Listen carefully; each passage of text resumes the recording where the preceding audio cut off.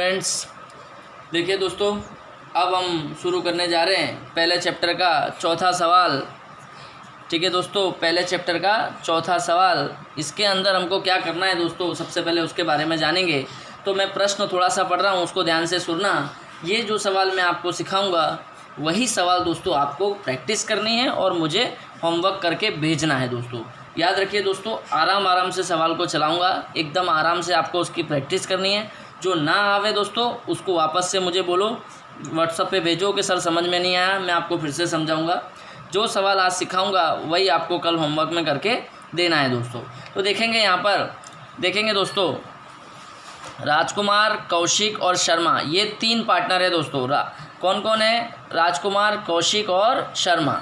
लाभ हानि का प्रमाण, लाभ हानि का प्रमाण उनका 15, 10 और 9 है। लाभ हानि का प्रमाण उनका क्या है? 15, 10 और 9 है। यदि वर्ष के अंत में पेड़ी का कुल लाभ, पेड़ी का कुल लाभ मतलब कंपनी एक है, ठीक है, उसका कुल लाभ 68,000 रुपये है, तो प्रत्येक साझेदार को कितना लाभ मिलने वाला है?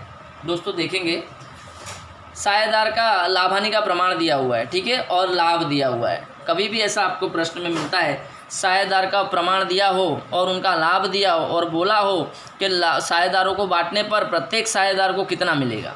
ये उनका प्रमाण दिया है, ये कुल लाभ दिया है। इस प्रमाण में इस लाभ को बांटने पर प्रत्येक साझेदार को कितना पैसा मिलेगा उसके बारे में बताना है दोस्तों, ठीक है। तो मैंने यहाँ पर लिख दिया, तीन पार्टनर को लाभ हानि का प्रमाण ये है और वर्ष के अंत का कुल लाभ 68,000 है, ठीक है दोस्तों। 68,000 कुल लाभ है और लाभ हानि का प्रमाण मुझे ये दिया हुआ है। और अगर मैं इनका सबका टोटल मारता हूँ दोस्तों, 15, 10, 25, 5, 30 और 4, 34, यानी इसका कुल कितना आ रहा है दोस्तों? 34 आ रहा है। कितना आ रहा है? 34, यानी कि 34, ठीक है। यानी इसके भाग में भी 34, इसके भाग में भी 34 और इसके भाग में भी 34 है, ठीक है। तो दोस्तों याद रखना, 15/34 यानी 15/34 याद रखना। ये किसका भाग है? सबसे पहले राजकुमार का निकाल रहा हूँ, तो पहला पार्टनर राजकुमार है, तो सबसे पहले किसका निकालेंगे? राजकुमार का निकालेंगे दोस्तों। तो यहाँ पर मैं नाम लिखूँगा राजकुमार को प्राप्त लाभ। तो राजकुमार को कितना लाभ होगा वो कैसे पता चलेगा? तो हमारे पास जो कुल लाभ था 68,000 वो ला दिया मैंने यहाँ, गुणे राजकुमार का प्रमाण कितना था दोस्तों? 15। सबके बट्टे में कितना आएगा? मैंने बताया था 34, 34 और 34। सबके बटे में क्या आ रहा है? 34, 34 और 34 आ रहा है, ठीक है दोस्तों। तो अब मैं क्या करूँगा, 68,000 कुल लाभ गुणे राजकुमार का प्रमाण बराबर राजकुमार को कितनी रकम मिल रही है दोस्तों? 30,000 मिल रही है, ठीक है। आगे देखेंगे दोस्तों, राजकुमार का तो मैंने देख लिया कि कुल लाभ 68,000 था और गुणे राजकुमार का प्रमाण, राजकुमार का प्रमाण कितना था? 15/34।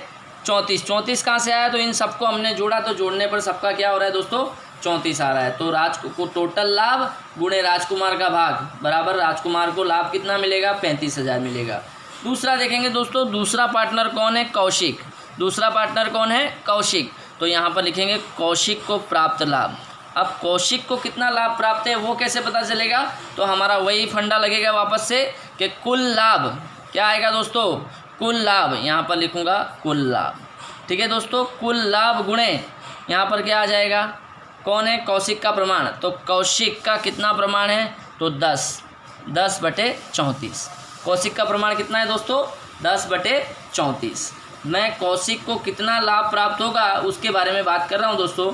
तो याद रखना, कुल लाभ 68,000 गुणे कौशिक का प्रमाण, क्योंकि हम किसका ज्ञात कर रहे हैं? लाभ कौशिक का ज्ञात कर रहे हैं।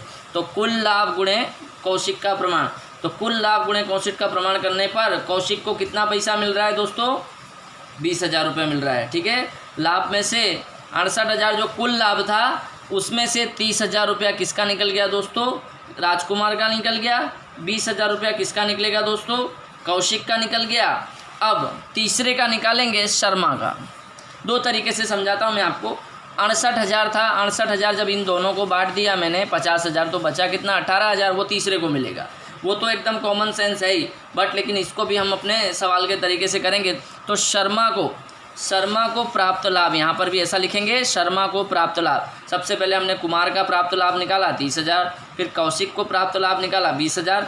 अब किसकी बारी आती है दोस्तों? शर्मा की बारी आती है। तो शर्मा को प्राप्त लाभ बराबर, तो कुल लाभ हमारा जो नियम है, कुल लाभ कितना है दोस्तों? कुल लाभ यहाँ पर हमारा कुल लाभ 68,000 दिया हुआ है, गुणे में किसका प्रमाण आएगा दोस्तों? शर्मा का आएगा। और शर्मा का प्रमाण क्या था? लास्ट में 9/34, तो यहाँ पर लिखेंगे 9/34। तो कुल लाभ गुणे शर्मा का प्रमाण, कुल लाभ जो कहाँ हमको प्रश्न में दिया हुआ है, प्रश्न में बोला है पेड़ी का कुल लाभ 68,000 है और साझेदारों का प्रमाण दिया है, और प्रत्येक साझेदार को कितना मिलेगा लाभ वो बताना था हमको। तो हमने क्या किया, ये 68,000 को इन साझेदारों के प्रमाण में बांट दिया।